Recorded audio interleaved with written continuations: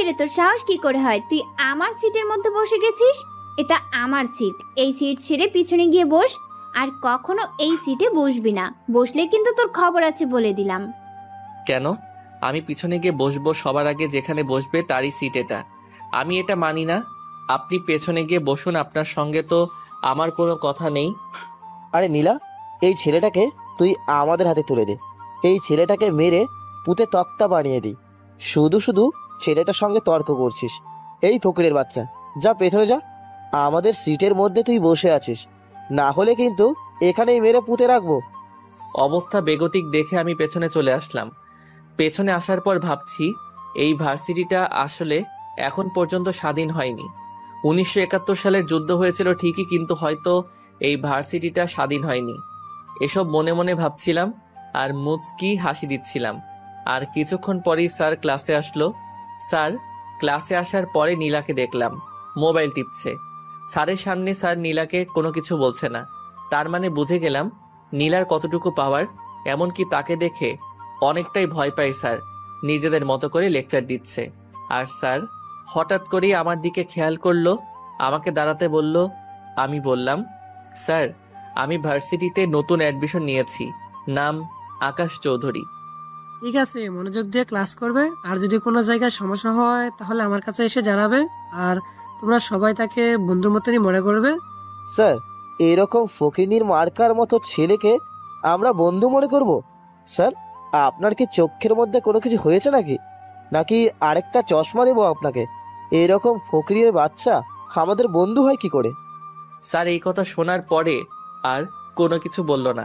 আমি জানি স্যারের কোনো কিছু বলার ক্ষমতা নেই, কারণ কোনো কিছু বলতে গেলেই শাকিল স্যারের যে কোনো ক্ষতি করে ফেলবে। তার জন্য তার আর কোনো কিছু না বলে আবারও লেকচার দিতে শুরু করলো। আর আমিও যথারীতি ক্লাসের চারদিকে তাকাচ্ছিলাম, দেখছিলাম চারপাশটা। আর এইভাবেই প্রত্যেকটা ক্লাস শেষ করে ক্লাস থেকে বের হলাম। আর তখনই আমাকে শাকিল নামের ছেলেটা পেছন দিক থেকে ধাক্কা দেয়। তার পেছন দিক থেকে ধাক্কা দেওয়ার পরে আমি সিঁড়ির উপর পড়ে যাই। সিঁড়ির উপর পড়ে যাওয়ার পরে আমি হাতে অনেক ব্যথা পাই। আমি তবুও কোনো কিছু না বলে উঠে হাঁটতে শুরু করলাম। আর হাঁটতে হাঁটতে যখনই মাঠের কাছে চলে আসলাম, হঠাৎ করেই কয়েকটা পুলিশের গাড়ি এসে থামলো। আমি এক সাইড হয়ে গেলাম। আর এক সাইড হয়ে যাওয়ার পরে তখন বেশ কয়েকটা পুলিশ একটা ছেলেকে নামিয়ে আনলো গাড়ি থেকে। আর সেখানে নীলা চলে আসলো। নীলা আসার পরে ছেলেটা নীলার কাছে মাপ চাইতে লাগলো। আপু, আমাকে ক্ষমা করে দিন। আমি আর কখনো আপনার সামনে আসবো না। আমি আসলে বুঝতে পারিনি আপনি কে ছিলেন। প্লিজ আপু, ক্ষমা করে দিয়েন, না হলে ওরা আমাকে মেরে ফেলবে। আমাকে প্রপোজ করার সাহস হয় কি করে তোর? তুই জানিস না তুই কাকে প্রপোজ করেছিস? এই যে হাত দিয়ে ও প্রপোজ করেছিল, সেই হাতটা ভেঙে তারপর ছেড়ে দে। নীলার এই কথা শেষ হতে না হতেই দুইটা পুলিশ ছেলেটাকে ধরে তার একটা হাত ভেঙে দিল। আর একটা হাত ভেঙে দেওয়ার পরে ভার্সিটির যত ছাত্রছাত্রী ছিল সবাই হা করে তাকিয়েছিল। কারোর কোনো কিছু বলার ছিল না। আর ছেলেটা প্রাণপণে চিৎকার করছে। আর তখন পুলিশগুলো গাড়িতে করে চলে গেল ছেলেটাকে সেখানে রেখেই। তারপর নীলাও তার গাড়িতে উঠে চলে গেল। আর সবাই ছেলেটার দিকে তাকিয়ে আছে। আমি এগিয়ে গেলাম। আমি এগিয়ে যাওয়ার পরে সবাই আমার দিকে ভূত দেখার মতো দেখছে। আমি একটা ছেলেকে সাহায্য করছি। হাসপাতালে চলে আসলাম। হাসপাতালে আসার পরে আমি ছেলেটাকে ভর্তি করলাম। ভর্তি করানোর পরে ছেলেটা তখন আমাকে বলতে লাগলো, ভাই, তুমি তোমার জীবনে রিস্ক নিয়েছো কেন আমার জন্য? আমার না হয় ক্ষতি হয়েছে, আমি চাই না আমার জন্য কারো ক্ষতি হোক। ভাই, তুমি যদি জানতে মেয়েটা কে, তাহলে তুমি আমাকে হাসপাতাল পর্যন্ত নিয়ে আসতে না। আর নীলা যদি জানতে পারে তুমি আমাকে হাসপাতালে নিয়ে এসেছো, তোমাকেও যে কোনো কিছু করতে পারে। দেখো আমি এসব দেখে কোনো কিছু ভয় পাই না। এমনিতেই আমার সঙ্গে সকালবেলা ঝামেলা হয়েছিল। তুমি আমাদের ভার্সিটির ছাত্র, আমার বন্ধু, তাই তোমাকে সাহায্য করেছি। এখানে আর কোনো কথা নেই। ভাইরে, তোমার মতো ছেলে যদি প্রতিটা ভার্সিটিতে থাকতো, তাহলে এরকম মেয়েরা কখনো র্যাগিং করার মতো সাহস পেত না। সত্যি কথা বলতে মেয়েটাকে আমার অনেক দিন ধরেই পছন্দ ছিল। কলেজের প্রথম দিন দেখেই তার প্রেমে পড়ে গিয়েছিলাম। তারপর একদিন গিয়ে সাহস করে প্রপোজ করলাম। আর প্রপোজ করার পরেই আমার এই অবস্থা। আমি খারাপ কোনো ইঙ্গিত দেইনি। হ্যাঁ, আমি এই মেয়েটার ব্যাপারে কিছুটা হলেও শুনেছি। আমি ভার্সিটিতে অ্যাডমিশন নিয়েছি নতুন। আর অ্যাডমিশন নেওয়ার পরই আমার সঙ্গে এসব ঘটনা ঘটে। তারপর আমি ছেলেটাকে সব কিছু খুলে বললাম। আর ছেলেটাকে খুলে বলার পরে ছেলেটাও কেন কিছু আর বলল না। তারপরে আমি আবারও বললাম, আচ্ছা থাক, এসব কিছু বলে এখন আর কোনো কাজ নেই, তুমি শুয়ে থাকো, আমি ডাক্তারের সঙ্গে কথা বলে আসছি। তারপরে আমি ডাক্তারের কাছে এসে কথা বললাম, আর ডাক্তারের কাছে এসে কথা বলার পরে হাসপাতালের বিলটা মিটিয়ে দিলাম। আর হাসপাতালের বিলটা মিটিয়ে আমি ছেলেটার সঙ্গে আরও কিছুক্ষণ থেকে চলে আসলাম বাসায়। বাসায় আসার পরে ফ্রেশ হয়ে খাওয়া দাওয়া করলাম। আর খাওয়া দাওয়া করার পরেই আমার কাছে একটা কল আসলো। আমি কলটা রিসিভ করে আমি কথা বললাম। কথা বলার পরে তাড়াতাড়ি করে গাড়ি নিয়ে বেরিয়ে পড়লাম। গাড়িটা একটা জঙ্গলের মধ্য দিয়ে যেতে শুরু করলো। আমি নিজেই ড্রাইভিং করে যাচ্ছি। আর কিছুক্ষণ পরে একটা গোডাউনের সামনে এসে থামলো। পুরনো একটা জমিদার বাড়ি, আর এই জমিদার বাড়ির মধ্যেই আমার সকল কাজকর্ম হয়ে থাকে। আমি নামার পরে তখন সাদ্দাম এসে আমাকে বলতে লাগলো, দোস্ত, তোর কি মাথা ঠিক আছে? তুই যে কাজে হাত দিয়েছিস, এই কাজের মধ্যে কত টাকা লাগতে পারে তোর কি কোনো আইডিয়া আছে? এখানে প্রায় কম করে হলেও 20 কোটি টাকার প্রয়োজন। এই 20 কোটি টাকা কে দেবে? এই চিন্তার তোর নয়, এই চিন্তা হলো আমার। এখন প্রথম কথা হচ্ছে, যারা যারা আমার দলের হয়ে কাজ করতে চায় তাদের সবাইকে নিয়ে আসবি, আর তাদের সবার বেতন দিবি 50,000 টাকা করে। সবাই আমার কাছে চলে আসলো। আর সবাই আমার কাছে আসার পরে আমি তাদের সঙ্গে বেশ কিছুক্ষণ ভালো কথা বলার পরে আমি তখন সবার সামনে দাঁড়িয়ে বলতে শুরু করলাম, আমি এখন তোদের কাজ হলো যারা যারা আমার হয়ে কাজ করতে চায় তাদের সবাইকে এক জায়গায় নিয়ে আসা। আর সবাইকে এক জায়গায় নিয়ে আসার পরে প্রতিটা জেলায় আমার একটা করে অফিস থাকবে, আর ওই অফিসে 50 জন করে লোক থাকবে। আর এই প্রত্যেক জনের হাতে পিস্তল থাকবে, আর এই 50 জন ওই পুরো জেলাটাকে নিয়ন্ত্রণ করবে। আর ছোট বড় সবাইকে প্রতি মাসে তার ইনকামের 10% চাঁদা দিতে হবে। ছোট বড় না হয় সবাই আমাদের দেখে চাঁদাটা দিল, কিন্তু যারা যারা ওইরকম রাগ বওয়াল আছে তাদেরকে কি করব? ওরা তো আরো উল্টো অ্যাকশনে যাবে। এটার ব্যবস্থা আমি করব। আর যারা যারা এরকম অ্যাকশন নিতে পারে তাদের লিস্ট করবে, আর তাদের লিস্ট করার পরে আমার কাছে দিবি। কিন্তু তুই শরীফ এমপির কথা মতো তুই এত বড় একটা প্রজেক্ট হাতে নিয়ে নিলি, এটার মাঝে অনেক খরচ আছে। আর তুই যে ফাউন্ডেশনের কথা বলছিস, সেই ফাউন্ডেশনের করতে প্রায় 20 কোটি টাকার মতো প্রয়োজন। এই 20 কোটি টাকা কি শরীফ এমপি দিতে রাজি হবে? এটা নিয়ে কথা বলতে হবে। তোদের সবাইকে যে কাজ দিয়েছে সবাই এই কাজ করবি, বুঝতে পেরেছিস? আর আমি কিছুদিন পরে লন্ডন থেকে কিছু ভারী অস্ত্র আনাবো। এইভাবে আমি তাদের সঙ্গে কথা বলতে লাগলাম। আর এইভাবেই বেশ অনেকটা সময় পার হয়ে গেল। সন্ধ্যার সময় গাড়ি নিয়ে বের হলাম। আমার সঙ্গে আরও বেশ কজন আছে। সাদ্দাম নিজে গাড়ি ড্রাইভিং করে যাচ্ছে, আর আমি তার পাশে বসেছিলাম। গাড়িটা কিছুক্ষণ পরেই এমপি এর বাসার সামনে এসে থামলো, আর আমিও গাড়ি থেকে নেমে পড়লাম। আমি গাড়ি থেকে নামার পরে সবাই আমাকে দেখে স্যালুট দিতে লাগলো। আমিও তাদেরকে ভালো মন্দ জিজ্ঞাসা করে ভিতরে চলে আসলাম। ভিতরে আসার পরে দেখলাম এমপি কয়েকজনের সঙ্গে আলোচনা করছে, আর আমাকে দেখেই বলতে লাগলো, আরে এখানে কে এসেছে? দেখ দেখ, আমাদের মাঝে আকাশ এসে গেছে। কিং আকাশ, বসো, তোমার জন্য আমরা এতক্ষণ ধরে ওয়েট করছিলাম। দাঁড়াও, তোমার সঙ্গে বাকিদের সাথে পরিচয় করিয়ে দিচ্ছি। উনি হলেন 6 নং আসনের এমপি সাহেব। আর পাশের জনকে দেখতে পাচ্ছ, উনি হলেন ওসি সাহেব এই থানার। আর আপনাদের সাথে পরিচয় করিয়ে দিই, এই হলো আকাশ, আমার বাজ পাখি। আকাশ, আমি এমপি সাহেবের মুখে তোমার ব্যাপারে অনেক কিছুই শুনেছি। তোমার 6 নং আসনের মধ্যে যদি কোনো কিছুর দরকার লাগে তাহলে আমাকে বলতে পারো, আমি তোমার চাহিদা পূরণ করার চেষ্টা করব। এমপি সাহেব, আপনি এত বড় হয়ে যাননি যে আকাশকে আপনি দিবেন। আপনার কি প্রয়োজন সেটা বলেন। আমার ওই 6 নম্বর আসনে কোনো কিছুর প্রয়োজন নেই, বুঝতে পেরেছেন? আর এমপি সাহেব, আমি আপনার সঙ্গে যে কারণে কথা বলতে এসেছি। হ্যাঁ আকাশ, তুমি আমাকে 2 দিন আগে বলেছিলে তুমি আমার সাথে কি একটা প্রজেক্ট নিয়ে আলোচনা করবে বলেছিলে। সেটা বলো, তোমার কিসের প্রজেক্ট? এমপি সাহেব, এভাবে হাত গুটিয়ে বসে থাকলে আমার কোনো কিছুই কাজে আসবে না। আমি চাই প্রতিটা জেলায় আমার একটা করে অফিস থাকবে, আর এজন্য বেশ অনেকগুলো টাকার প্রয়োজন। ধরুন প্রায় 10 লাখ টাকার মতো। এটা তো আপনি দিবেন। আর একটা কথা হচ্ছে, একটা ফাউন্ডেশন হবে, যে ফাউন্ডেশনের মধ্যে কালো টাকা সাদা টাকা সবই ওই ফাউন্ডেশন ব্যাংকের মধ্যে রাখতে পারবে।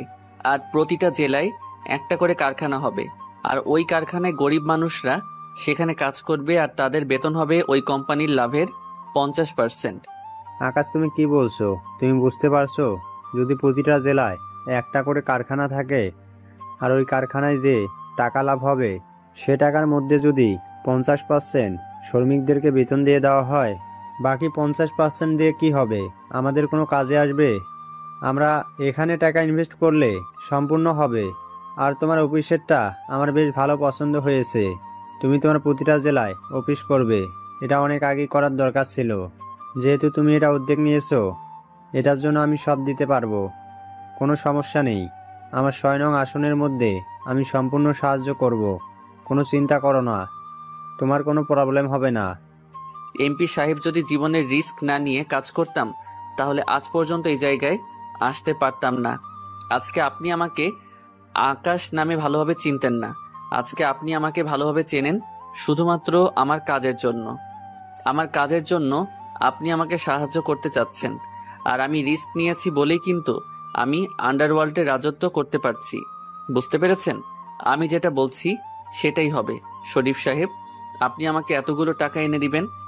কিন্তু সেটা না হয় টাকাটা ব্যবস্থা করে দিতে পারবো, কিন্তু সেটার মধ্যে অনেক রিস্ক আছে। যদি টাকাগুলো খরচ হয়ে যায় তাহলে তো আমরা পথে বসবো। আর আরেকটা কথা, আমি আরো উপরে উঠতে চাই, সামনে ইলেকশন। তুমি কি করবে জানি না, আমি যে কোনো মুহূর্তে মন্ত্রী হতে চাই। আপনি ইলেকশন নিয়ে কোনো চিন্তা করবেন না। ইলেকশনের চিন্তাটা আমার। আপনি কিভাবে মন্ত্রী হতে পারেন সে ব্যবস্থা আমি করব। আর হাসান সাহেব, আপনার এখানে বসে থেকে কোনো কাজ নেই, আপনি এখন যেতে পারেন। এমপি সাহেব, আপনি এভাবে আকাশকে দিয়ে আমাকে অপমান করাবেন, এটা আমি আসলেই কখনো ভাবিনি। আমাদের বন্ধুত্বের মাঝে কিন্তু আকাশ ওই ফাটল সৃষ্টি করছে। আপনি আকাশকে ফেলে দিন। আমি কোনো কথা না বলে হাসান এমপিকে গুলি করে দিলাম। আর গুলি করে দেওয়ার পরে তার সিকিউরিটিগুলো আমাকে গুলি করতে থাকলো। কিন্তু আমার গুলিতে সবাই মারা গেল। আর এইভাবে মুহূর্তের মধ্যে এরকম ঘটনা ঘটে যাবে এটার জন্য শরীফ এমপি মোটেও প্রস্তুত ছিল না। তারপর আমি আমার লোকদেরকে বললাম লাশটাকে গুম করে ফেলার জন্য। সাদ্দাম লাশগুলোকে নিয়ে বাহিরে চলে গেল। তারপর এমপি সাহেবের দিকে তাকালাম। এমপি সাহেব অনেকটা ভয় পেয়ে গেছে। আর তখন আমাকে বলতে লাগলো, আকাশ, তুমি যে কাজটা করেছো সে কাজটা কি ঠিক করেছো? তুমি জানো ও একজন এমপি, পরে এটা নিয়ে কত ঝামেলা হবে। এখন এই সমস্যাকে কে ঠেকাবে বলো? তুমি এই কাজটা একদম ঠিক করোনি। আমি তোমাকে এখনো অ্যারেস্ট করতে বাধ্য, কারণ তুমি আমার চোখের সামনে খুন করেছো। আমি নিজে প্রমাণ, তাই তোমাকে অ্যারেস্ট করতে বাধ্য হচ্ছি। ওসি সাহেব, আপনি অনেক সম্মানী একজন লোক। আমি আপনাকে অনেক বেশি সম্মান করি। তার দুইটা কারণ। একটার কারণ হচ্ছে আপনি একজন সৎ পুলিশ অফিসার।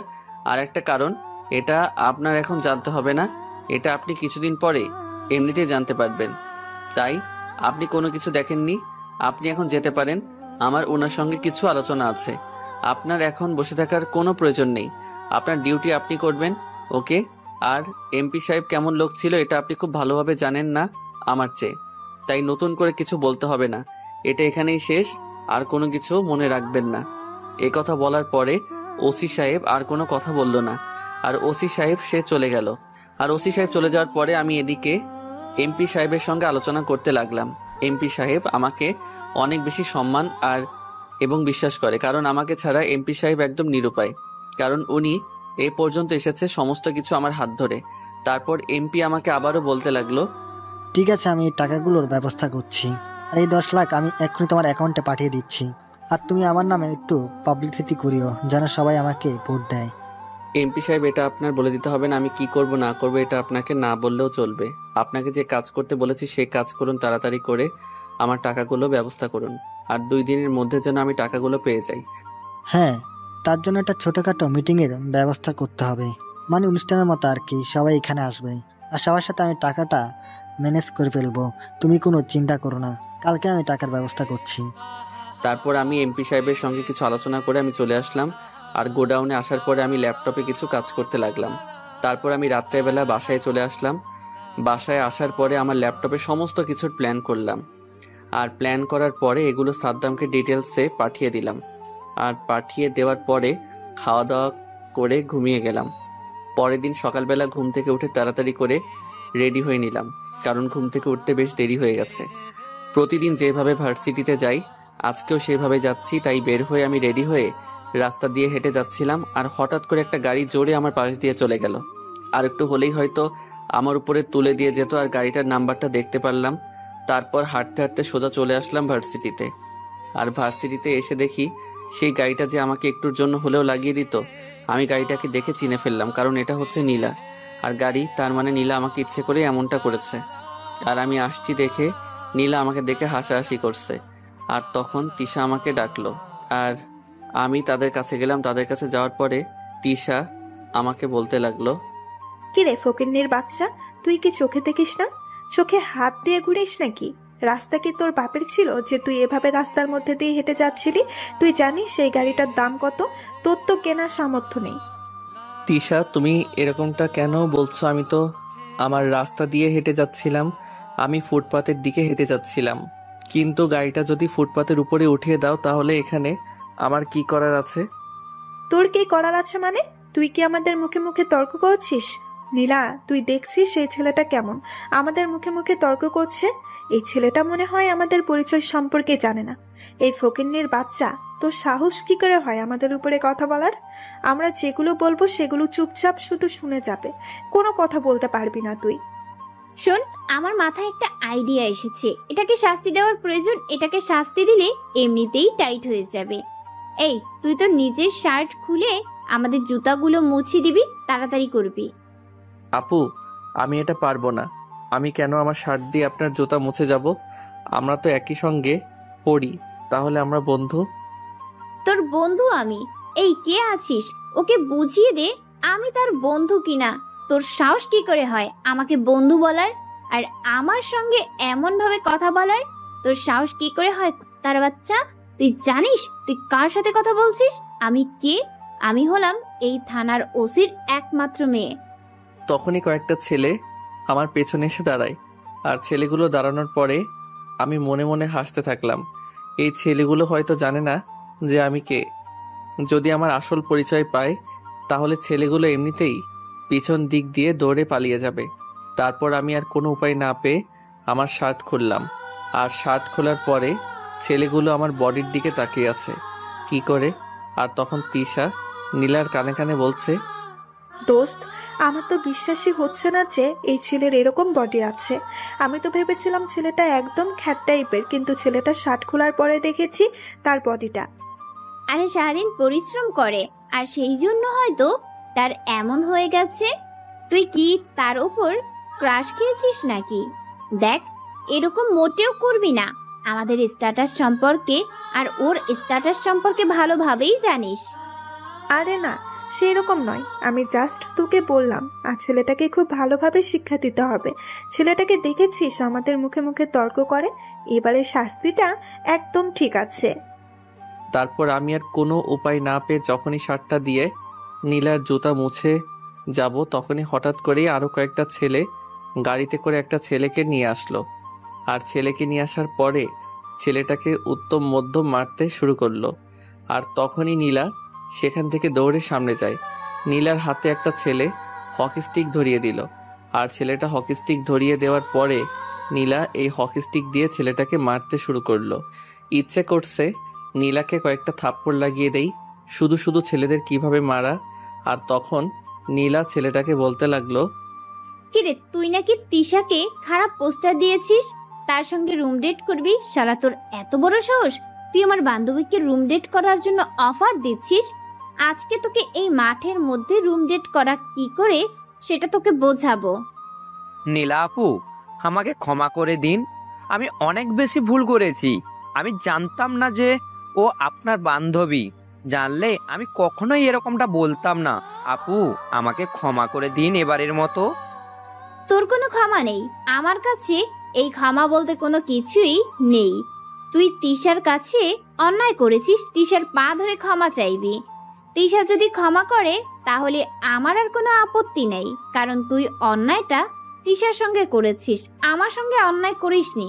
আর আমার সঙ্গে তো অন্যায় করার সাহসও পাবি না তুই। নীলা, আমি তাকে ক্ষমা করব না। সে আমাকে প্রস্তাব তো দিয়েছেই, আর এটাও আমাকে বলেছে যে আমাকে নাকি তুলে নিয়ে গিয়ে তার বন্ধু বান্ধবের সঙ্গে নিয়ে আমাকে নষ্ট করবে। দেখেছিস কত বড় কথা বলছে? এই, তোরা ছেলেটাকে এমন ভাবে মারবি যেন সে আর কখনো জীবনে এরকম বলার সাহস না পায়। মেরে হাত পা ভেঙে দে, যেন সারা জীবন ওই হাসপাতালের বেডে শুয়ে থাকতে থাকতেই তার দিনগুলো পার হয়ে যায়। আমি নীলার মুখ থেকে এরকম কথা শুনে সত্যি অবাক হয়ে গেলাম। যাকে আমি যতটা খারাপ ভেবেছিলাম আসলে সে ততটা খারাপ নয়, যদিও সে অহংকারী। কিন্তু এখন যেটা দেখলাম সেটা আসলে অনেক বেশি ভালো লাগলো। নীলা এমনিতেই সুন্দরী, তার উপর আবার রেগে গেলে তাকে অত্যন্ত আরও বেশি সুন্দর লাগে। আর আমি নীলার মুখটা দেখে ক্রাশ খেয়ে গেলাম।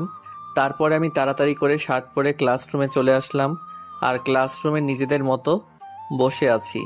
আর তখনই এক এক করে সবাই ক্লাসে প্রবেশ করলো। ক্লাসে প্রবেশ করার পরে একটু পরেই স্যার ক্লাসে চলে আসলো। আর স্যার ক্লাসে আসার পরে যথারীতি উনি লেকচার দিতে শুরু করলো।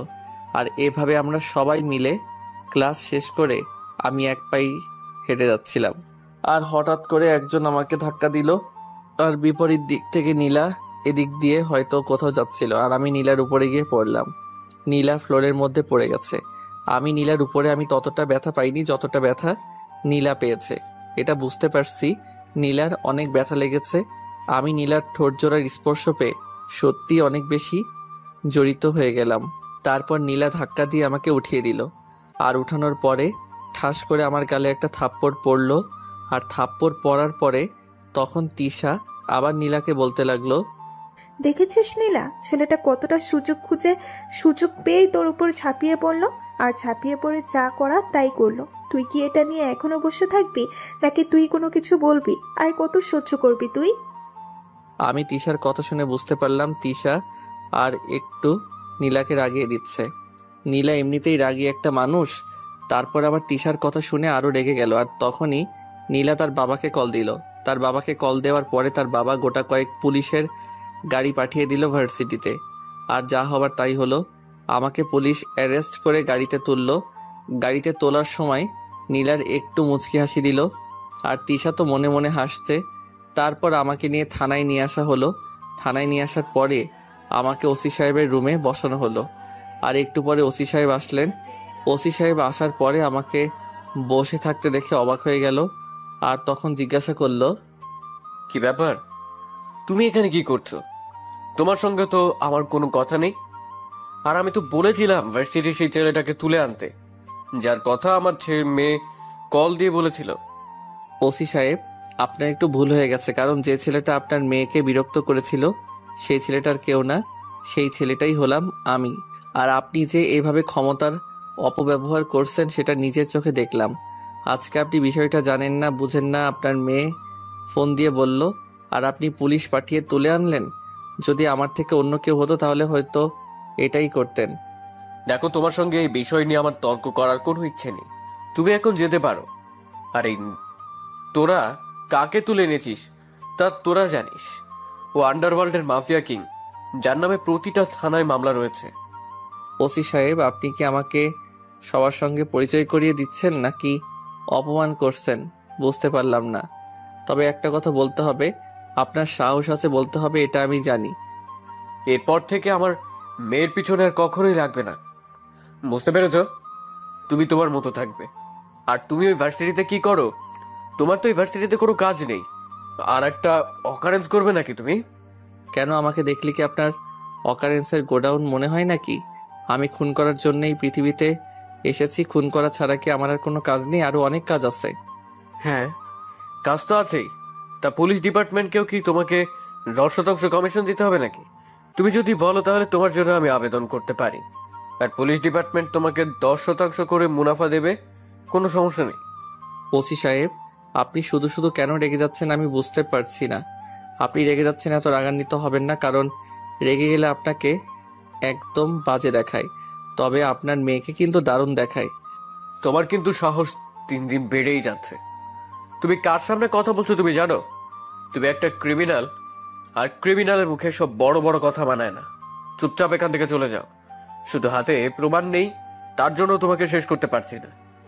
হাতে প্রমাণ থাকলে এতক্ষণে ভিতরে ঢুকিয়ে দিতাম। ভিতরে ঢুকানো কি এতই সহজ? আপনি তো আপনার সামনে এসেছি, আপনি চাইলে আমাকে অ্যারেস্ট করতে পারেন, কোনো সমস্যা নেই। জেলের ভিতর থেকে আমি সমস্ত কার্যক্রম চালাবো, আপনি আমার কিছুই করতে পারবেন না। এই বলে আমি বেরিয়ে আসলাম। ওনার জায়গায় অন্য কেউ হলে হয়তো অন্য কিছু হতো, কিন্তু উনি তো নীলার বাবা।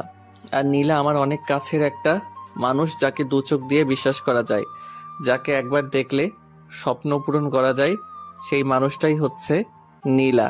আর তার বাবাকে কি করে অসম্মান করে, আর সে আমার হবু শ্বশুর বলে কথা, তাকে তো একদম কিছু বলা যাবে না। যদিও একটু কটু কথা বলে ফেলেছি, এটা সমস্যা নেই, এগুলো বলেন না বললে লোকটা অন্যরকম ভাববে।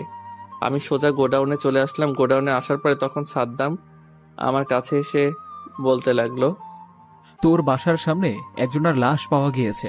তুই কি খবরটা শুনেছিস নাকি শুনিস নেই? তোর বাসার সামনে সিআইডি লাশ পেয়েছে। এখন সিআইডি টিম পুরোটা তোকে সন্দেহ করছে।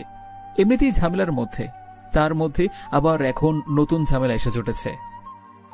মানে কি? আমি তো কোনো কিছুই বুঝতে পারছি না। আমার বাসার সামনে লাশ পেয়েছে মানে? আমি তো সকালবেলা ভার্সিটিতে গিয়েছি, আমি এসব ব্যাপারে কি করে জানবো? আর আমার বাসার সামনে লাশ পেয়েছে বলে কি আমাকে সন্দেহ করতে হবে? এমন কোনো কথা নেই। এটা আমি সিআইডি অফিসারকে বলেছি, কিন্তু ওরা তোকে যে কোনো মুহূর্তে তুলে নিয়ে যেতে পারে। তুলে নিয়ে যাওয়াটা বিষয় নয়, কিন্তু তোর ওপর দোষারোপ করছে, এটাই হলো বিষয়। ওরা নিজেরাও জানে যে তোকে তুলে নিয়ে গেলে কোনো লাভ হবে না, তোর কোনো কিছুই করতে পারবে না। তো যার লাশটা পেয়েছি সেটা কি আমাদের লোকদের মধ্যে কেউ, নাকি অন্য সাধারণ মানুষ? এই লোকটার ব্যাপারে খোঁজ খবর নিয়েছিলি?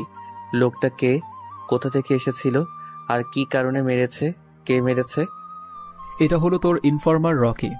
রকিকে সালমানের লোকজন মেরে ফেলেছে, এটা শিওর। কারণ সালমান ছাড়া রকিকে মারার সাহস কেউ করবে না। কি বলিস তুই? রকিকে সালমানের লোকজন মেরে ফেলেছে?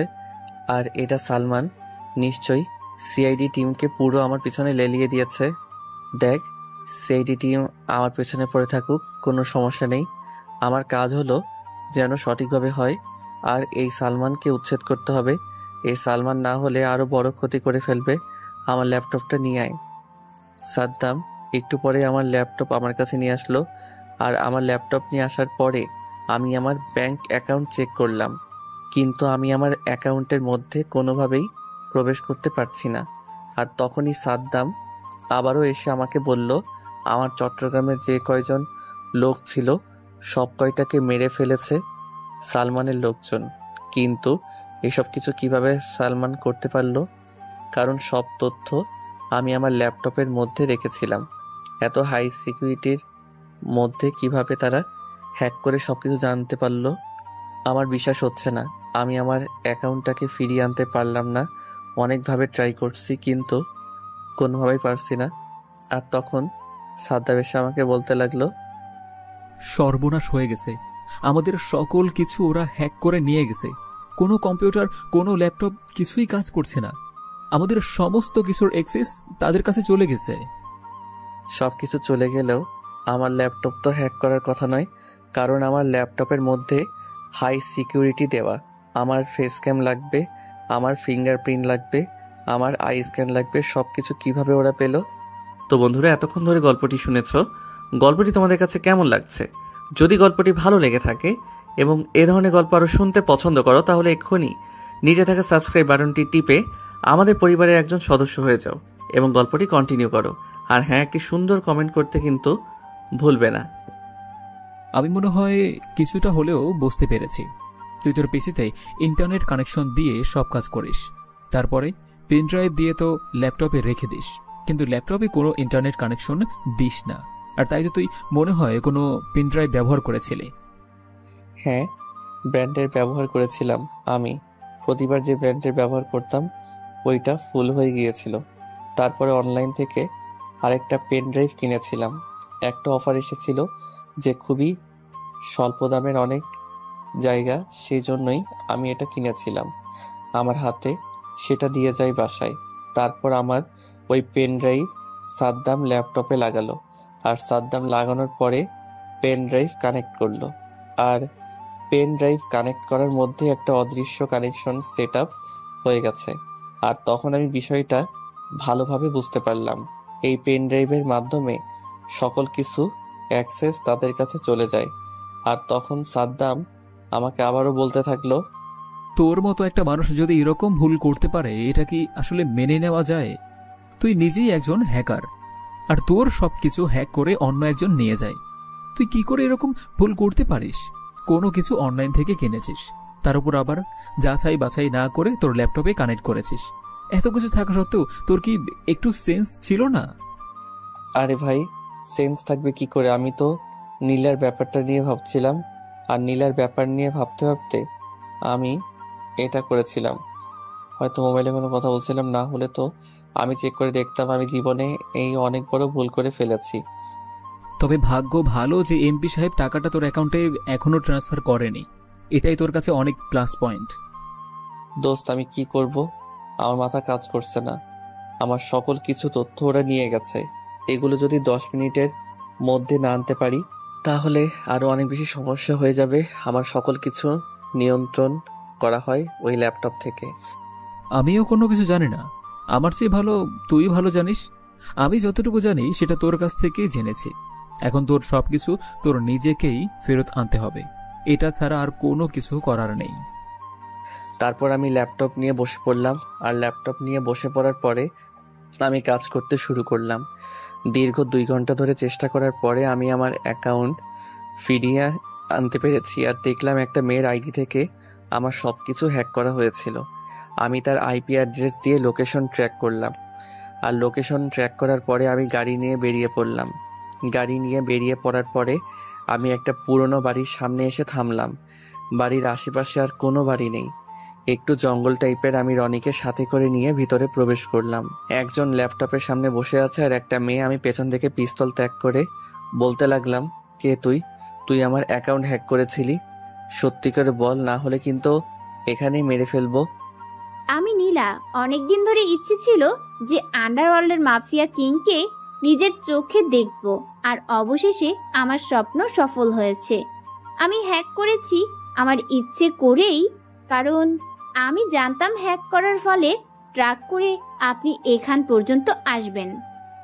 তখনই নীলা আমার দিকে ফিরল। এতক্ষণ ল্যাপটপের সামনে বসেই এই কথাগুলো বলছিল। নীলা আমার দিকে ফেরার পরে নীলা আমাকে দেখে অবাক হয়ে গেল, আর আমিও নীলাকে দেখে অবাক হয়ে গেলাম। তার মানে কি নীলার সঙ্গে সালমানের কোনো কানেকশন আছে? তো যদি সালমানের সঙ্গে তার কানেকশন না থাকে তাহলে সালমান কিভাবে চট্টগ্রামের ওই অফিসটার মধ্যে অ্যাটাক করতে পারলো?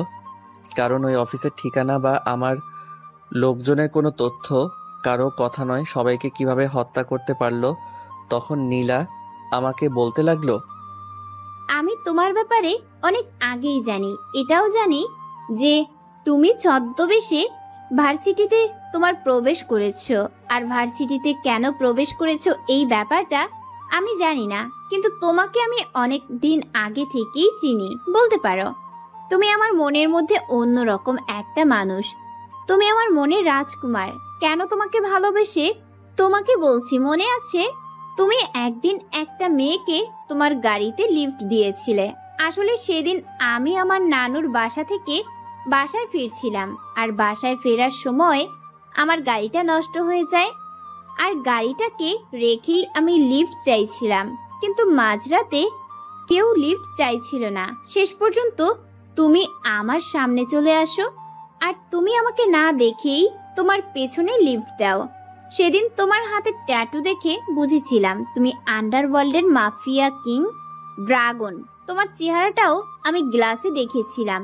তারপর যেদিন আমি তোমাকে ভার্সিটিতে দেখলাম, সেদিন দেখার পর সত্যি অবাক হয়ে গিয়েছিলাম, কারণ তুমি ভার্সিটিতে কেন এসেছো এর আগেও তোমাকে অনেকবার খোঁজার চেষ্টা করেছে, কিন্তু তোমার কোনো পাত্তা পাইনি। আর ভার্সিটিতে দেখার পর তোমাকে একটু অন্যরকম লাগছিল। সেদিন দেখেছিলাম এক পোশাকে আর একজন আন্ডারওয়ার্ল্ডের মাফিয়া কিং। সে কেন ছদ্মবেশে খ্যাত টাইপের হয়ে ভার্সিটিতে প্রবেশ করবে? নিশ্চয়ই আরও কোনো কারণ আছে, আর আমি সেই কারণটা, সেই সুযোগটা নিয়েই এতদিন একটু মজা করেছি, এর বেশি কিছু না। আর হ্যাকিং আমি এমনিতেই মজা করে করেছি। আমি তোমার ফাইলে আমি খুলে দেখিনি, এমনকি তোমার ফাইল খুলতে গেলে তোমার আইস, যেটা সম্ভব না, কিন্তু তোমার ব্যাংক অ্যাকাউন্ট হ্যাক করতে পেরেছি। তুমি তো আবার নিয়ে গেছো। আমি সবকিছু শুনে নীলাকে একটা থাপ্পড় মারলাম, আর নীলা আকাশের থাপ্পড় মারার পরে নীলা কিছুটা অবাক হয়ে আমার দিকে তাকায়। তারপরে আমি রেগে গিয়ে আবারও বলতে লাগলাম, তুমি জানো তোমার এই মজা করার জন্য আমার কতটা ক্ষতি হয়েছে? চট্টগ্রামে আমার পুরো 50 জনকে একসাথে মেরে ফেলেছে সালমানের লোকজন। তোমার এই হ্যাক করার কারণে সালমান আমার কাছে অনেক তথ্য নিয়ে গেছে, আর চট্টগ্রাম পুরোটাই শেষ হয়ে গেছে। ওখানকার মানুষ এখন আতঙ্কের মধ্যে আছে, আর সমস্ত চট্টগ্রাম সালমানের লোকজন খেয়ে ফেলেছে। কোনো লোক চট্টগ্রামে প্রবেশ করতে পারছে না, কোনো লোক বের হতে পারছে না। সমস্ত কিছু ওদের থেকে আলাদা করা হয়েছে। রেল যোগাযোগ, সড়কপথ সবকিছু বন্ধ। বিশ্বাস করো, আমি এরকম কিছুই করিনি। আমি কেন সালমানের সঙ্গে এসব করতে যাব? আর আমাকে শুধুমাত্র তোমার ব্যাংক অ্যাকাউন্ট হ্যাক করতে চেয়েছিলাম। আর কিছু তথ্য আমার কাছে আছে, কিন্তু ফাইলগুলো ওপেন হচ্ছিল না। তোমার আসল ফাইলের দরকার পড়ছিল, তাই ফাইলগুলো ওপেন করতেও পারিনি। আর সালমানের সঙ্গে তো আমার কোনো কানেকশন নেই। ও কিভাবে তথ্যগুলো পেয়ে তোমার এত বড় ক্ষতি করলো? আর চট্টগ্রামের কথা আমি শুনতে পাচ্ছি, সকাল থেকেই নিউজ হচ্ছিল। তুমি একটা ফাইল ওপেন করেছিলে, সেই ফাইলের মধ্যে চট্টগ্রামের পুরো ডিটেলস আমার কাছে ছিল। আরে তুমি ওপেন করার সাথে সাথে এই অ্যাক্সেস তার কাছে চলে যায়। তারপর তোমাকে ওরা হ্যাক করে, আর হ্যাক করে এটা নিয়ে যায়। তুমি যে মজা করে আমার ল্যাপটপ হ্যাক করেছো, এটা ওরা জানতে পারে যে কেউ আমার অ্যাকাউন্ট হ্যাক করে, এবং সালমানের লোকজন তোমার অ্যাকাউন্ট হ্যাক করে চট্টগ্রামের তথ্যগুলো হাতিয়ে নিয়েছে। আর কোনো কিছু নিতে পারিনি, বুঝতে পেরেছো? আমাকে ক্ষমা করে দাও। আমার জন্য তোমার এত বড় ক্ষতি হয়ে গেল। জানি না কোন চট্টগ্রামবাসীর জন্য কি অপেক্ষা করছে। হয়তো সালমান তার লোকজন দিয়ে চট্টগ্রামবাসীর উপর কি পরিমাণ অত্যাচার করবে। তোমার শুধুমাত্র মজা করার কারণে এত বড় ক্ষতি হয়ে গেল। তুমি যদি আমার অ্যাকাউন্ট হ্যাক না করতে, তাহলে ওদের কোনো সাহস হতো না আমার অ্যাকাউন্ট হ্যাক করার। শুধুমাত্র তোমার কারণে হ্যাক করতে পেরেছে। যতটুকু ক্ষতি হয়েছে, এটাই আমার জন্য অনেক ক্ষতি হয়েছে। আর ওরা যদি একবার জানতে পারে যে সেই মানুষটা তুমি, তোমাকেও তুলে নিয়ে যেতে পারে। এখন তুমি তোমার নিজের জীবনটাকে ফাঁদে ফেলে দিয়েছো। আমাকে তুমি ভুল বোঝো না। আমি জাস্ট মজা করার জন্য আর তোমার সঙ্গে দেখা করার জন্যই এরকমটা করেছি। আমি জানি যে তুমি এখানে আমার কাছে আসবে, তার জন্য অপেক্ষা করছিলাম। কিন্তু এটা করতে গিয়েছি, আমি এত বড় ক্ষতি করে ফেলবো আমি আসলেই বুঝতে পারিনি। প্লিজ আমাকে ক্ষমা করে দাও। ঠিক আছে, তুমি এখন বাসায় যাও, আর আমাকে জানানো ছাড়া তুমি তোমার বাসা থেকে কখনো বের হবে না, বুঝতে পেরেছো? তুমি তোমার বাসা থেকে বের হতে গেলেই তোমার সমস্যা হবে। আমি যখন বলবো বাসা থেকে বের হওয়ার জন্য, তখন তুমি বাসা থেকে বের হবে, বুঝতে পেরেছো? চলো গাড়িতে আসো। তারপর নীলা আমার গাড়িতে উঠলো, আর আমি ড্রাইভিং করতে শুরু করলাম। মেয়েটা আসলেই বুঝতে পারিনি মেয়েটা এখন ফুপিয়ে ফুপিয়ে কান্না করছে। আমি না চাইতেও তার হাতটা ধরে ফেললাম, আর নীলার হাত বাড়াতে নীলা কিছুটা অবাক হয়ে আমার দিকে তাকায়। আমি চোখ দিয়ে ইশারা করলাম, তারপর হাতটা শক্ত করে ধরলাম। তারপর আমি আবারও গাড়ি চালাতে শুরু করলাম, আর কিছুক্ষণ পরে তার বাসার সামনে এসে থামলাম। বাসার সামনে থামানোর পরে সেখানে থেকে নেমে গেল, আর নেমে যাওয়ার পরে সবকিছুর পরেও একটা কথা বলতে ইচ্ছে করছে। আমি তোমাকে সত্যি অনেক বেশি ভালোবাসি। প্লিজ একটু নিজের দিকে খেয়াল নিও, নিজের যেন কোনো ক্ষতি না হয়। কারণ তোমার কিছু হয়ে গেলে আমি বাঁচতে পারবো না। অনেক দিনের জমানো ভালোবাসা। এই বলে নীলা ভেতরে চলে গেল। আর নীলা ভিতরে চলে যাওয়ার পরে আমি মুচকি হেসে দিলাম। মানুষরা এতটা ভালোবাসবে আমি কখনো কল্পনাও করিনি। ভেবেছিলাম নীলাকে একটু অন্যরকম মেয়ে, অহংকারী টাইপের, কিন্তু সে যে এরকম হয়ে বের হবে এটা আমি কখনোই আশা করিনি। তারপর আমি আবারও গোডাউনে এসে আমার সকল লোকজনকে তৈরি করতে বললাম, কারণ আমাদেরকে যে কোনোভাবে চট্টগ্রামে প্রবেশ করতে হবে। আমি সাদ্দামকে বললাম গোটা কয়েক হেলিকপ্টারের ব্যবস্থা করার জন্য, আর সাদ্দাম আমার কথা এটাই করলো। সবাইকে নিয়ে আমি আমার জায়গা মতো চলে আসলাম, আর এসে দেখি হেলিকপ্টার আমাদের জন্য ওয়েট করছে। মোট 9টা হেলিকপ্টার এসেছে, আর 9টা হেলিকপ্টারের মধ্যে আমার লোকেরা সবাই উঠে পড়লো। আমি আর সাদ্দাম একটার মধ্যে উঠে পড়লাম। হেলিকপ্টার যেতে শুরু করলো, আর বেশ 30 মিনিটের মধ্যেই আমরা চট্টগ্রাম বন্দরে এসে পৌঁছালাম। আসতে তেমন কোনো সমস্যা হয়নি, আর আমরা চট্টগ্রাম সার্কিট হাউসে ল্যান্ড করলাম। আর সার্কিট হাউসে ল্যান্ড করার পরে হেলিকপ্টারগুলো চলে গেল। তারপর আমরা সবাই গাড়ি করে যেতে শুরু করলাম, আর বেশ কিছু সময় পরেই চারপাশ থেকে গোলাগুলি শব্দ ভেসে আসতে লাগলো। কেউ আমাদের গাড়িকে উদ্দেশ্য করে গুলি করছে। আমি গাড়িটাকে খোলা জায়গায় নিয়ে যেতে দেখলাম শহরের অবস্থাটা অনেক খারাপ। শহরের সব কিছু তছনছ হয়ে গেছে। রাস্তার মধ্যে একটা মানুষ দেখা যাচ্ছে না। গাড়িটা ফাঁকা স্থানে চলে আসলো, আর ফাঁকা স্থানে আসার পরে আমরা সবাই গাড়ি থেকে নেমে পড়লাম। কাল থেকে নামার পরে আমি সবাইকে বললাম সবাইকে চারদিক থেকে ঘিরে ফেলার জন্য। তারপর আমি যথারীতি আমার পিস্তল বের করলাম, আর পিস্তল বের করার পরে ভালোভাবে লোড করে নিলাম। লোড করার পরে আমি ওদেরকে গুলি করতে লাগলাম। রাফি, তুই এখানে থাকিস না প্লিজ, আমার কাছে চলে আয়। তুই আমার সঙ্গে চলে আয়। এই অবস্থা দেখে তাহলে আমরা গাড়িতে করে চলে যাব, কারণ তুই একে চিনিস না। ড্রাগনের সমস্ত ফাইট জানা আছে ওর। এমন কোনো ফাইট নেই যে সে জানে না। ও সব রকমের সিচুয়েশন খুব ভালোভাবে কন্ট্রোল করতে পারে। ভাইয়া, তুমি কোনো চিন্তা করো না। এই ড্রাগন কিংকে আমি মেরে তারপরে এখান থেকে আসব। শালাকে আমাদের চট্টগ্রামে পাঠিয়েছি। শালা নিচে থেকে শিকারের কাছে ধরা দিয়েছে। এইভাবে ছেড়ে দিলে তো আর চলবে না।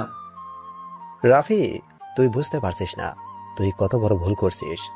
আমার কথাটা একটু বুঝতে চেষ্টা কর। তোর সামনে অনেক বিপদ, তুই সামনে এগিয়ে যাস না। ও কিন্তু অনেক ভয়ঙ্কর টাইপের। ওর থেকে না হলেও 100 মিটার দূরে থাকবি, না হলে কিন্তু যে কোনো সময় তোকে অ্যাটাক করতে পারে। আর অ্যাটাক করলে কোনো বাপের ক্ষমতা নেই এখান থেকে তোকে রক্ষা করার মতো। এমনকি আমি নিজেও তোকে পারবো না রক্ষা করতে। তুই সামনে এগিয়ে যাবি না। ভাইয়া, তুমি এত ভয় পাচ্ছ কেন? আমি তো আছি, তাই না? আর তুমি নিজেই তাকে ভয় পাচ্ছ? আর তুমি নিজে তাকে কি করবে? তোমার কোনো কিছু করতে হবে না। দেখো আমি কি করি। চট্টগ্রামে যেহেতু তাকে পাঠিয়েছি, আর কোনো চিন্তা নেই। তাকে এই চট্টগ্রাম থেকে মেরেই তারপর আমি শান্ত হব। এর আগে শান্ত হব না। তুমি কোনো চিন্তা করো না। তুমি পারলে গাড়িতে গিয়ে বসো। রাফি, তুই বুঝতে চেষ্টা কর। আমরা এখানে সংখ্যায় অনেক কম আছি, আর আমার যারা লোকজন রয়েছে তারা ওদের মতো ফাইট করতে পারবে না। আমাদেরকে আরও লোকজন নিয়ে আসতে হবে। চল আমরা এখন চলে যাই। আমরা কখনোই তার সঙ্গে পারবো না। এবারে আমি রাফিকে জোর করে আমার গাড়িতে উঠালাম, আর গাড়িতে ওঠানোর পরে ড্রাইভারকে বললাম গাড়ি চালিয়ে যাওয়ার জন্য, আর বাকিরা ওদের বললাম গুলি করার জন্য, কারণ আমার কাছে আমার ভাই থাকলেই হলো। বাকিরা জাহান্নামে যাক, কোনো সমস্যা নেই। এদিকে আমি গুলি করতে করতে সামনে এগিয়ে গেলাম, আর সামনে এগিয়ে যাওয়ার পরে দেখলাম সালমান এবং তার ভাইরা রাফি ওরা গাড়িতে করে পালিয়ে গেছে। আমি অনেক বেশি ভুল করে ফেলেছি, কারণ সাদ্দামকে বলেছিলাম ও পাশ থেকে ঘিরে ফেলার জন্য, কিন্তু সাদ্দামও পাশ থেকে ঘিরে না ফেলে গুলি করছিল, আর সেই কারণেই ওরা পালিয়ে যেতে সাহস পেয়েছে। না হলে এখানে আজকে তাদেরকে মেরে ফেলতাম। এখন রাশিয়ার সালমান চলে গেছে, আর এখন যাওয়ার পরে তারা বৈদেশিক কোনো সাহায্য নেবে, কারণ এটা ছাড়া তাদের কাছে আর কোনো পথ নেই। তারপর সবাইকে গুলি করে সেখানে মেরে দিলাম, আর আমি মাইকিং করতে বললাম সাদ্দামকে। সাদ্দাম সাধারণ মানুষকে শান্ত করার জন্য মাইকিং করলো, আর সঙ্গে সঙ্গে সাধারণ মানুষ রাস্তায় চলে আসলো। রাস্তায় আসার পরে সবাই একসাথে সার্কিট হাউসে চলে আসলো, আর আমি হেলিকপ্টার থেকে বক্তব্য দিলাম। আমি বললাম, আপনারা ভয় পাবেন না, আপনারা এখন নিরাপদ আছেন। ওই সালমান এবং তার ভাই ওরা দুজন কোনো কিছুই করতে পারবে না। ওরা চট্টগ্রাম থেকে অলরেডি চলে গেছে, আর কখনো চট্টগ্রামের দিকে ফিরেও তাকাবে না। আপনারা এখন যে যার মতো করে চলতে পারেন, কোনো সমস্যা নেই। আর আমার টিম এখানে কাজ করবে, কোনো সমস্যা হলে তারা দেখবে। আপনারা নিশ্চিন্তে আপনাদের কাজ করতে পারেন। ধন্যবাদ। আর সবাই শুধু আমার জন্য দোয়া করবেন, আর কোনো বিষয়ের প্রয়োজন নেই। সাধারণ মানুষ আমার কথা শুনে হাততালি দিতে লাগলো, আর তাদের সঙ্গে বেশ কিছুক্ষণ সময় কাটিয়ে আমিও হেলিকপ্টারে করে চলে আসলাম, আর আমার একটা টিমকে চট্টগ্রামে রেখে আসলাম, কারণ এরপরেও কোনো শিওর নেই, ওরা যে কোনো সময় অ্যাটাক আনতে পারে। তার জন্য আমি চট্টগ্রামে রনিকে রেখে আসলাম। রনি এবং তার টিম সেখানে থাকবে। তারপর আমি আবারও গোডাউনে চলে আসলাম, আর এইভাবেই বেশ পার হয়ে গেল কয়েকটা দিন। একদিন হঠাৎ করে মাঝরাতে আমার ঘুমটা ভেঙে গেল। কলের শব্দে আমি মোবাইলটা রিসিভ করলাম। মোবাইলটা রিসিভ করার পরে দেখলাম আমাকে নীলা কল দিয়েছে। নীলা কল দেওয়ার পরে নীলা আমাকে বলতে লাগলো, কি ব্যাপার? আমি তোমাকে সেই কখন থেকে কল করছি, আর তুমি কল ধরছো না কেন? এত তাড়াতাড়ি ঘুমিয়ে যাও নাকি? তোমার মাত্র 12টা বাজে। আমি তো বলেছিলাম যে আমি তোমাকে কল দেব, কথা বলবো। মাপ চাই আমি তোমার কাছে। আমি কথা বলতে পারবো না। এমনিতেই কতটা ধকল গেছে তুমি জানো। প্রতিটা দিন আমাকে কতটা পরিশ্রম করতে হয়, আর এত টেনশনের মধ্যে যদি ঘুমটা ভালো না হয় তাহলে আমি কিভাবে কাজ করব বলো? তোমার নামে একটা বিচার আছে। শোনো, প্রথম কথা হচ্ছে তুমি আমার বাবার সঙ্গে এরকম ব্যবহার কেন করো? তুমি জানো না যে উনি আমার বাবা, তবুও তুমি কেন এরকম ব্যবহার করো? আর উনি তো কোনো বেআইনি কাজ করছে না, উনি তো শুধু ওনার দায়িত্বটা পালন করছে সঠিকভাবে। আর হয়তো তোমার সঙ্গে একটু কটু কথা বলে, তার জন্য তুমি বাবার সঙ্গে এরকম ব্যবহার করবে? তুমি জানো তোমার একটা ক্লিপ সাংবাদিকরা প্রচার করেছে। বুঝতে পারলাম যে তোমার একটু কলিজায় আঘাত লেগেছে। সমস্যা নেই, এই কলিজাটা ততটা কষ্ট পাবে না। শোনো, আমি বিয়ে করে যখন তোমার বাবার সামনে দাঁড়াবো তখন তোমার বাবা কি করবে আমাকে সেটা উনি ভালো জানে। আর এগুলো না বললে তোর বাপ আমাকে কখনোই ছাড় দিয়ে কথা বলবে না। আর আমার সমস্যার কারণ হচ্ছে উনি, বুঝতে পেরেছো? আমার সকল কাজে বাধা দেয় উনি। যদিও উনি জানে যে আমি যেসব কাজ করি এসব কাজ করার মতো তাদের অ্যাবিলিটি নাই, কারণ আমি তাদেরকেই মারি যাদেরকে মারার ক্ষমতায় এই প্রশাসনের কখনোই নাই আর হবেও না কখনো, কারণ প্রশাসনকে ওরা কিনে নিয়েছে। হ্যাঁ, বুঝতে পেরেছি। তোমার সঙ্গে আমার সম্পর্ক দেখে বাবা আমাকে অনেক কথা বলেছে, এমনকি আজকে রাতে খাওয়ার সময় আমাকে থাপ্পড় মেরেছে, বলেছে তোমার সঙ্গে যেন আর কখনো যোগাযোগ না করি। এসব আর নিতে পারছি না, প্লিজ চলো না বিয়ে করে ফেলি। আর একবার বিয়ে করে একবার যদি বাবার সামনে যাই তাহলে বাবা আর কোনো কিছু বলবে না, বাবা আমার দিকে তাকিয়ে মেনে নেবে, কোনো সমস্যা নেই। হ্যাঁ, বুঝতে পেরেছি। তবে এখন যে বিয়ে করতে পারবো না এটা তুমি খুব ভালোভাবেই জানো। আর একটা কথা শোনো, কালকে তোমার বাবা ঠিক এমন একটা খবর পাবে যে খবরটা পাবার পরে তোমাকে আরো অনেক কথা শোনাবে আমার নামে। তোমাকে নিজে থেকে টেলিভিশনের নিউজে দেখতে বলবে, এমনকি তোমরা দুজনে একসঙ্গে নিউজ দেখতে পারো। আচ্ছা তুমি এটা বলো, খুন করা কি তোমার একটা পেশা হয়ে গেছে, তাই না?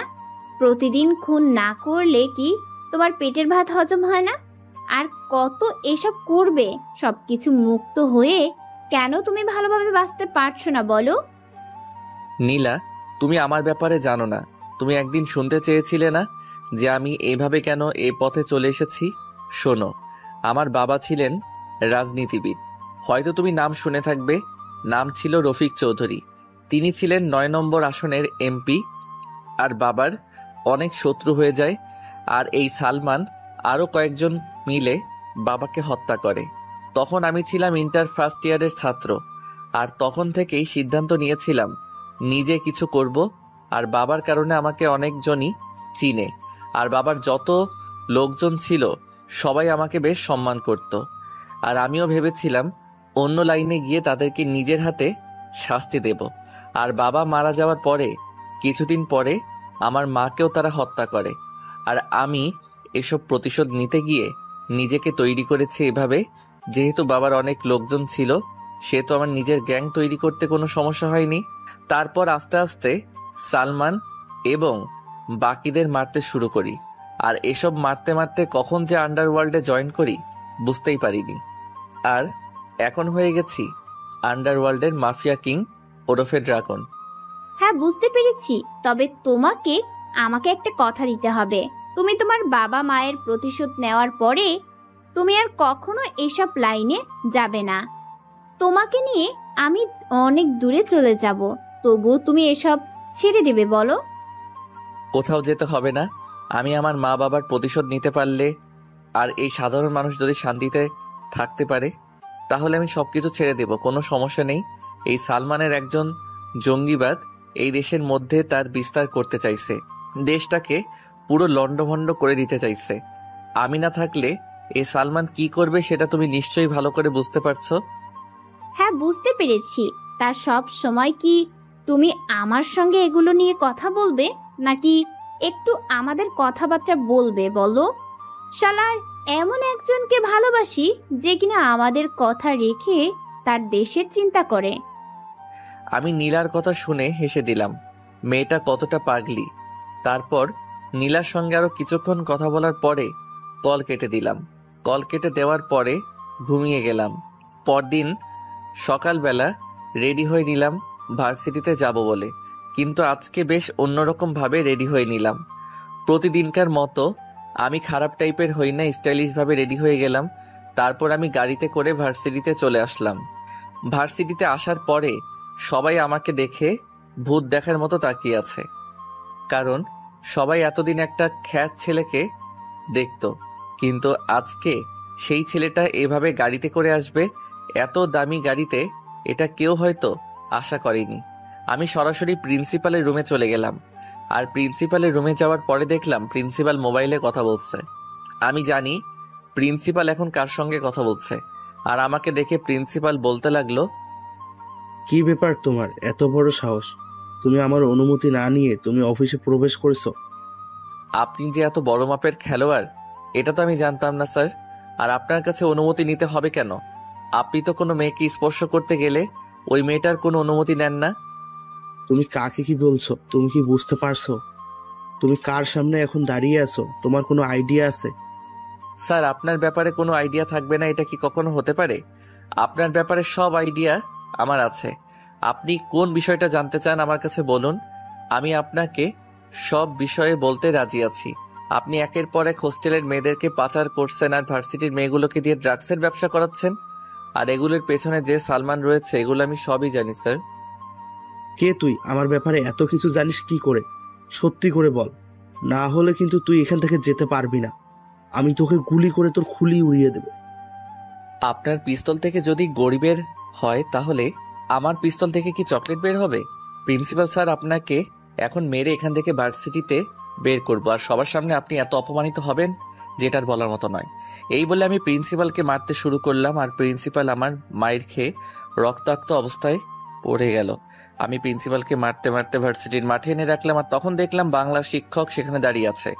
আমি গিয়ে তাকে মারতে শুরু করলাম, আর আমার লোকেরা তাদেরকে ধরে ফেললো।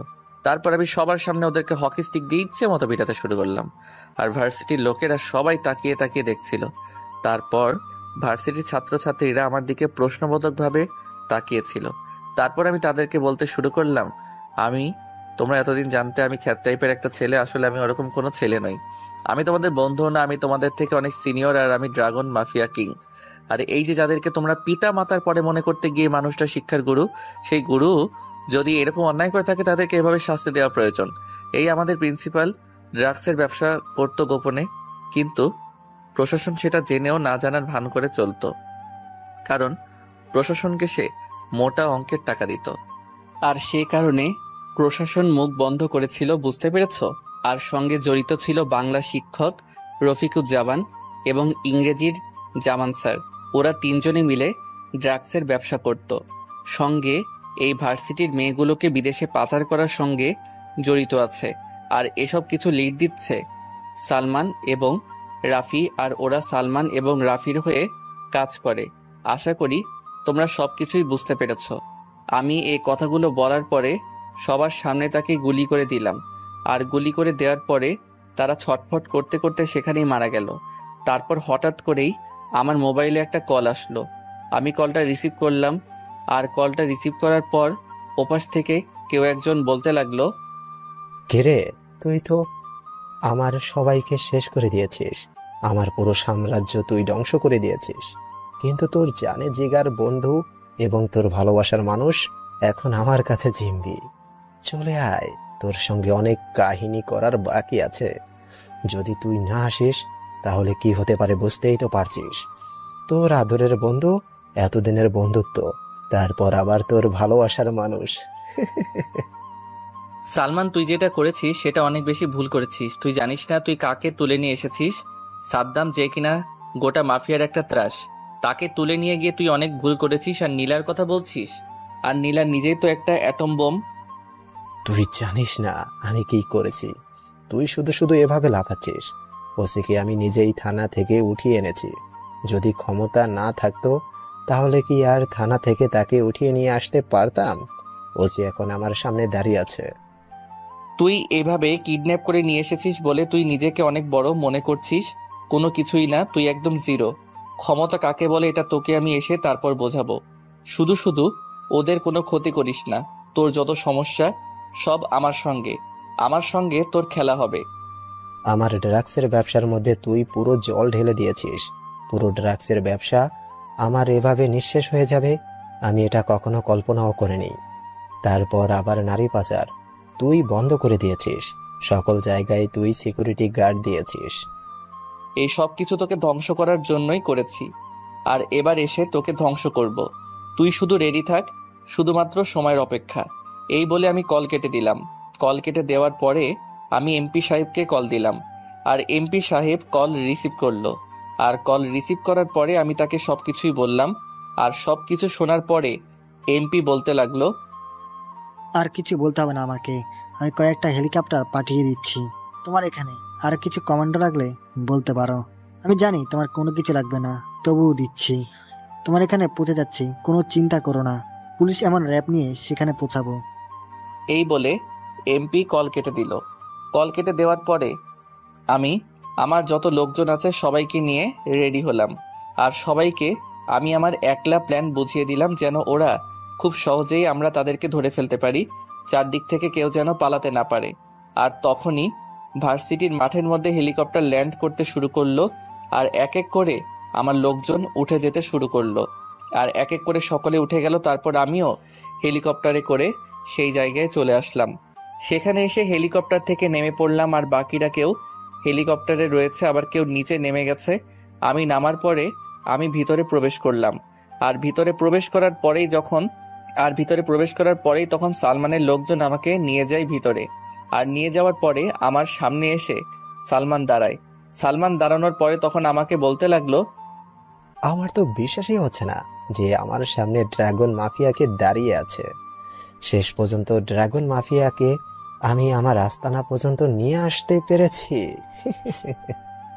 সিংহকে তার গুহার মধ্যে থাকতে দেওয়া উচিত। যদি তুই সিংহকে বের করতে চাস তাহলে নিজেরই বিপদ হবে, এবং তুই তোর নিজের বিপদ নিজেই ডেকে এনেছিস।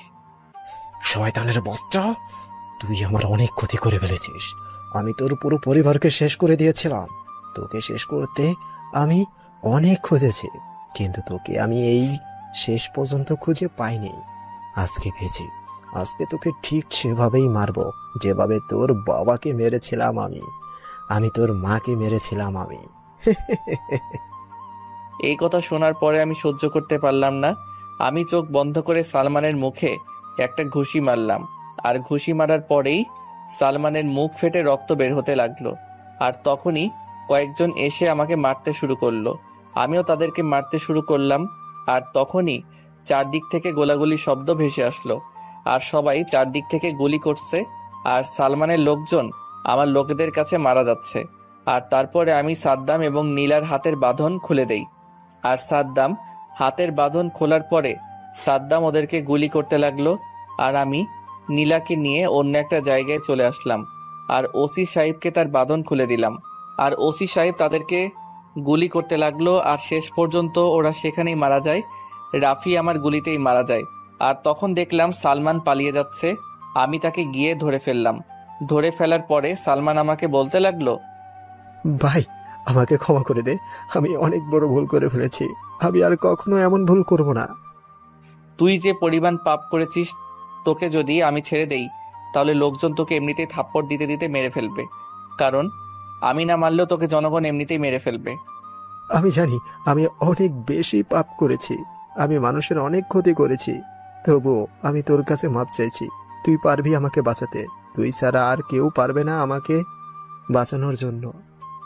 আর কোনো কথা না বলে তাকে গুলি করে দিলাম। আর গুলি করে দেওয়ার পরে সে সেখানেই ছটফট করতে করতে মারা গেল।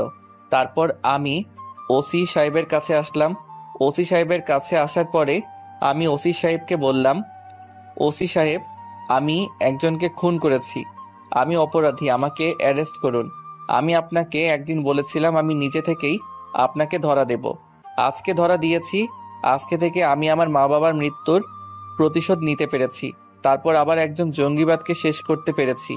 সাধারণ মানুষ এখন নিরাপদে রাতে ঘুমাতে পারবে, আর কোনো আতঙ্কে থাকবে না দেশের মধ্যে। আসলে তোমাকে কি বলবো আমি আসলে বুঝতে পারছি না। তুমি আমাকে ক্ষমা করে দাও। আমি তোমাকে অনেক ভুল বুঝেছিলাম, কিন্তু তুমি সঠিক ছিলে। আসলে আমরা আইনের কাছে বাধা, কিন্তু তুমি তো বাধা নেই। তোমার জায়গায় থাকলে হয়তো আমিও এটাই করতাম। তোমার যেন কিছু না হয় সেই কারণে আমি নিজে থেকে উপরে প্ল্যান করব যেন তোমাকে খুব তাড়াতাড়ি ছেড়ে দেয়। আমার মেয়েটা তোমাকে সত্যিই অনেক বেশি ভালোবাসে।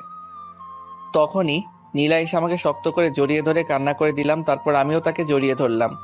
আর কিন্তু আইনের কাছে আমি জিম্মি। তারপর আমাকে থানায় নিয়ে আসা হলো, আর আদালতে আমাকে 1 বছরের সশ্রম কারাদণ্ড দণ্ডিত করলো। আর আমিও সেটা মাথা পেতে নিলাম। আমার আচার ব্যবহার ভালো দেখে 6 মাসের মধ্যেই আমার জামিন হয়ে গেল। আজকে 6 মাস পরে কারাগার থেকে বের হলাম, আর এই বের হবার পরে দেখলাম মানুষটা দূরে দাঁড়িয়ে আছে। আমাকে দেখেও না দেখার ভান করে আছে। আমি তাড়াতাড়ি করে তার কাছে আসলাম। তার কাছে আসার পরে তাকে শক্ত করে জড়িয়ে ধরে কানের কাছে গিয়ে বললাম, আমার অনেক বাসরাত করার ইচ্ছে ছিল, কিন্তু যদিও একটু দেরি হয়ে গেছে, কিন্তু ততটাও দেরি হয়নি বিয়ে করার মতো। বাসরাত করার মতো সময় এখনো আমাদের কাছে আছে।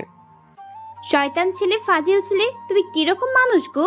এটা কি তুমি জেলে গিয়েছিলে নাকি শ্বশুর বাড়ি গিয়েছিলে বলো তো? তোমাকে জেলে থেকে আমার সঙ্গে ফোনে কথা বলেছো শুধুমাত্র আমার বাবার কারণে। তাই তো বলতে হবে যে শ্বশুরের মতো একটা শ্বশুর পেয়েছো। শোনো, আমি যদি কষ্ট পাই তাহলে তার মেয়ে কষ্ট পাবে। আর কোনো বাবাকে চাইবে যে তার মেয়েটা কষ্ট পাক? এজন্যই আমাকে সেবা যত্ন করেছে এই 6 মাস। তবে ভিতরে থাকতে ভালোই লেগেছে, খারাপ না। যদি তোমার ভালো লেগে থাকে তাহলে তুমি ভিতরেই থাকতে, কেন আবার বাইরে আসতে গেলে? বাইরে আসা তো আমার কোনো প্রয়োজন নেই, কারণ বাইরে তো তোমার কেউ থাকে না।